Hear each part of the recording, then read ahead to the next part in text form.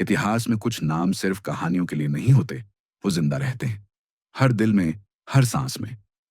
ऐसे ही एक युग पुरुष थे, छत्रपति शिवाजी महाराज। एक ऐसा नाम जिसने अन्याय के खिलाफ तलवार उठाई और हर उस ताकत से टकराया जिसने स्वराज्य के सपने को तोड़ने की कोशिश की। ये कहानी है उस ज्वाला की जो महाराष्ट्र की मिट्टी से उठी और पूरे हिंदुस्तान को प्रेरणा देती रही। छत्रपति शिवाजी महाराज का जन्म एक साधारण लेकिन वीर मराठा घराने में हुआ था। बचपन से ही उन्होंने अत्याचार और मुगल सल्तनत की नीतियों को देखा, जिसने जन जन को गुलाम बना रखा था।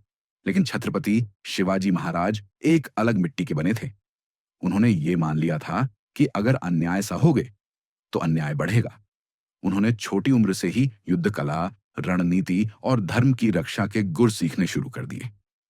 1645 में जब वो मात्र 15 वर्ष के थे, तब उन्होंने पहली बार स्वराज्य का संकल्प लिया। एक ऐसा राज्य जहां जनता राजा हो, जहां न्याय हो और जहां किसी बाहरी सत्ता का दमन न हो।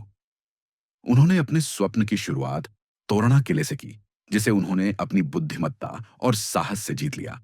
यह जीत छोटी थी, लेकिन इसमें छुपा था एक बड़ा संदेश। युद्ध सिर्फ तलवार से नहीं, संकल्प से जीते जाते हैं। धीरे धीरे छत्रपति शिवाजी महाराज ने एक एक किला जीता और उनके साथ बढ़ते गए उनके मावले, ऐसे योद्धा जो अपने प्राणों से भी अधिक अपने राजा की इज्जत करते थे। उन्होंने अफजल खान जैसे क्रूर दुश्मनों को मात दी। जब अफजल खान ने छल से छत्रपति शिवाजी महाराज को मारने की योजना बनाई, तब उन्होंने चतुराई से अपनी रक्षा करते हुए उसे यमलोक पहुंचा दिया। प्रतापगढ़ की यह जीत इतिहास में वीरता की सबसे बड़ी मिसाल बनी।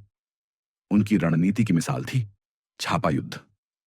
छोटे छोटे दलों में अचानक हमला करना और फिर तेजी से गायब हो जाना। इससे बड़े बड़े सेनापति भी चकमा खा जाते थे और यही कारण था कि औरंगजेब जैसा ताकतवर बादशाह भी उन्हें कभी पकड़ नहीं सका।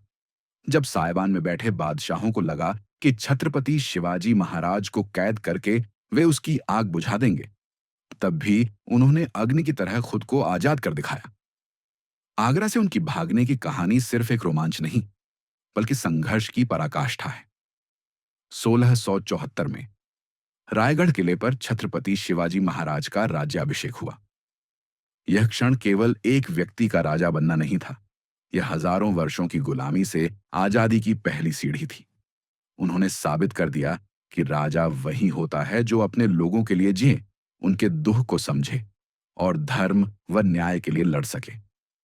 उन्होंने प्रजा की भलाई के लिए नीति बनाई, स्त्रियों की सुरक्षा के लिए कड़े नियम लागू किए और किसानों को सम्मान दिलवाया।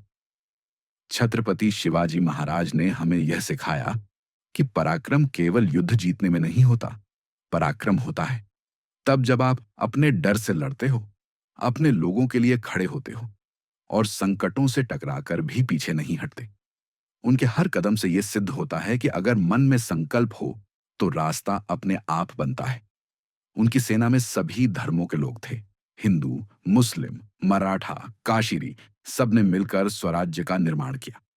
छत्रपति शिवाजी महाराज के लिए धर्म से बड़ा था कर्तव्य, और यही कारण था कि वे सिर्फ मराठों के नहीं, संपूर्ण भारत के राजा बन गए। उन्होंने कभी आक्रमण नहीं किया, लेकिन जब भी अन्याय हुआ वह सबसे आगे खड़े रहे।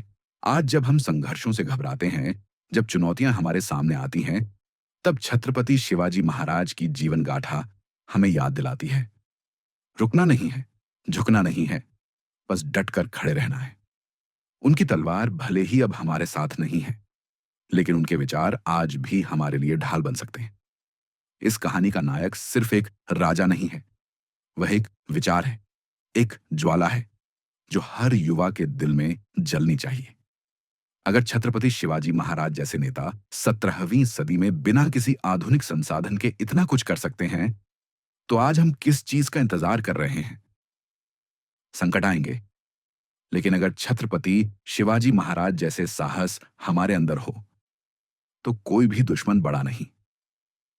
कभी मत भूलो, गिरना मंजिल से दूर नहीं करता, लेकिन उठना तुम्हें फिर से रास्ते पर ला सकता है। छत्रपति शिवाजी महाराज ने कभी हार नहीं मानी और तुम भी मत मानो। अगर छत्रपति शिवाजी महाराज की यह वीर गाथा आपके दिल को छू गई हो तो इसे जरूर लाइक करें, अपनों तक शेयर करें और ऐसी ही प्रेरणादायक कहानियों के लिए चैनल को सब्सक्राइब करना न भूलें। हम साथ मिलकर स्वराज्य की उस भावना को फिर से जगा सकते हैं।